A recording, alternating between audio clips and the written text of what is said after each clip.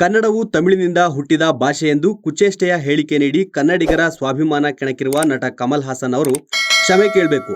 ಇಲ್ಲದಿದ್ದರೆ ಅವರ ಥಗ್ life cinema ಬಿಡುಗಡೆ ಮಾಡುವ ಚಿತ್ರಮಂದಿರಗಳಿಗೆ ಅವಕಾಶ ನೀಡಲ್ಲ ಎಂದು ಕರವೇ ಹೋರಾಟಗಾರರು ಸೇರಿದಂತೆ ಕನ್ನಡಿಗರು ಆಕ್ರೋಶ ವ್ಯಕ್ತಪಡಿಸಿದರು. ಕಮಲ್ ಹಾಸನ್ ಕ್ಷಮೆ ಕೇಳಬೇಕೆಂದು ರಾಜ್ಯಾದ್ಯಂತ ಪ್ರತಿಭಟನೆಗಳು, ಆಕ್ರೋಶಗಳು ವ್ಯಕ್ತವಾಗ್ತಿವೆ. ತಮಿಳಿಗರನ್ನು ಓಲೈಸುವ ಕನ್ನಡ ಮತ್ತು ಕನ್ನಡಿಗರ ಬಗ್ಗೆ ಅವಹೇಳನಕಾರಿಯಾಗಿ ಮಾತನಾಡಿರುವುದು ಖಂಡನೀಯ. ಜೊತೆಗೆ ಕ್ಷಮೆ ಕೇಳುವುದಿಲ್ಲ ಎಂದು ಉದ್ದಟತನದ ಹೇಳಿಕೆ ನೀಡಿ ಕನ್ನಡಿಗರನ್ನ ಮತ್ತಷ್ಟು ಕೆಣಕಿದ್ದಾರೆ. ಹೀಗಾಗಿ ಅವರ ಥಗ್ ಲೈಫ್ ಸಿನಿಮಾವನ್ನ ರಾಜ್ಯದಲ್ಲಿ ಬ್ಯಾನ್ ಮಾಡಬೇಕು. ಇಲ್ಲದಿದ್ದರೆ ಸಿನಿಮಾ ಪ್ರದರ್ಶನ ಮಾಡುವ ಚಿತ್ರಮಂದಿರಗಳಿಗೆ ಬೆಂಕಿ ಹಾಕುತ್ತೇವೆ ಎಂಬ ಎಚ್ಚರಿಕೆ ಸಹ ಕೊಟ್ಟಿದ್ರು. ಇದರ ಬೆನ್ನಲ್ಲೇ ಕನ್ನಡಿಗರ ವಿರೋಧದ ನಡುವೆಯೂ ವಿಕ್ಟರಿ ಸಿನಿಮಾ ಚಿತ್ರಮಂದಿರದಲ್ಲಿ ಕಮಲ್ ನಟನೆಯ ಥಗ್ ಲೈಫ್ ಸಿನಿಮಾ ಬಿಡುಗಡೆ ಮಾಡುವುದಾಗಿ ಈ ಚಿತ್ರಮಂದಿರ ಹೇಳಿತ್ತು. ಇದರ ವಿರುದ್ಧ ಸಿಡಿದೆದ್ದ ಕರವೇ ಕಾರ್ಯಕರ್ತರು ಕಮಲ್ ಚಿತ್ರ ರಿಲೀಸ್ ಮಾಡಿದ್ರೆ ಚಿತ್ರಮಂದಿರಕ್ಕೆ ಬೆಂಕಿ ಹಾಕುವುದಾಗಿ ಎಚ್ಚರಿಕೆ ಸಹ ನೀಡಿತ್ತು. ಇದಕ್ಕೆ ಬೆದರಿದ ವಿಕ್ಟರಿ ಸಿನಿಮಾ, ಕರ್ನಾಟಕದಲ್ಲಿ ಕಮಲ್ ಹಾಸನ್ ಚಿತ್ರ ಬಿಡುಗಡೆ ಆದ್ರೆ ಮಾತ್ರ ನಮ್ಮ ಚಿತ್ರಮಂದಿರದಲ್ಲೂ ಬಿಡುಗಡೆ ಆಗುತ್ತೆ.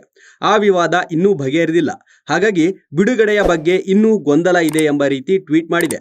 ಸದ್ಯ ಕನ್ನಡಿಗರ ಒಗ್ಗಟ್ಟಿನ ಎಚ್ಚರಿಕೆಗೆ ಚಿತ್ರಮಂದಿರ ತಲೆಬಾಗಿಸಿದಂತಿದೆ. Bureau report, Boss TV Kannada. Latest ಹಾಗೂ ಇಂಟ್ರೆಸ್ಟಿಂಗ್ ಸುದ್ದಿಗಳಿಗಾಗಿ ಬಾಸ್ ಟಿವಿ ಕನ್ನಡ ಚಾನೆಲ್ನ ಸಬ್ಸ್ಕ್ರೈಬ್ ಮಾಡಿ.